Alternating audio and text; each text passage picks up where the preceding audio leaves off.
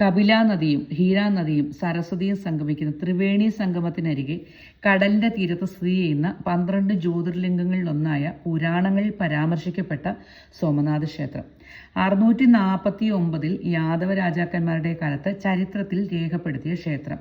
749 മുതൽ ആക്രമണം നേരിട്ട ക്ഷേത്രം. താമസിയാതെ ചാലൂക്യ രാജാക്കന്മാർ പുതുക്കിപ്പണിത സോമനാഥ ക്ഷേത്രം. ഇവിടെ തുടങ്ങുന്നു ആക്രമണ പരമ്പര. 1024 മുഹമ്മദ് ഗസ്നി എന്ന തുർക്കി ഭരണാധികാരി ആക്രമിച്ച് കൊള്ളയടിച്ച് രത്നങ്ങൾ, സ്വർണങ്ങൾ ഇവയെല്ലാം ഒട്ടിച്ചുകൊണ്ടുപോയി. 50,000 ആളുകളെ കൊന്നൊടുക്കിയ ഗസ്നി പ്രാന്ത് പോരാഞ്ഞ് ക്ഷേത്രം തീയിടുകയും ചെയ്തു. 8-ാം നൂറ്റാണ്ട് മുതൽ 17-ാം നൂറ്റാണ്ട് വരെ 5 തവണ ആക്രമണം നേരിട്ട ക്ഷേത്രം. ഓരോ തവണയും 10 മടങ്ങായി ക്ഷേത്രം ഉയർന്നു വന്നുകൊണ്ടേയിരുന്നു. ഒടുവിൽ ആക്രമിച്ചയാൾ ഔറംഗസേബ്.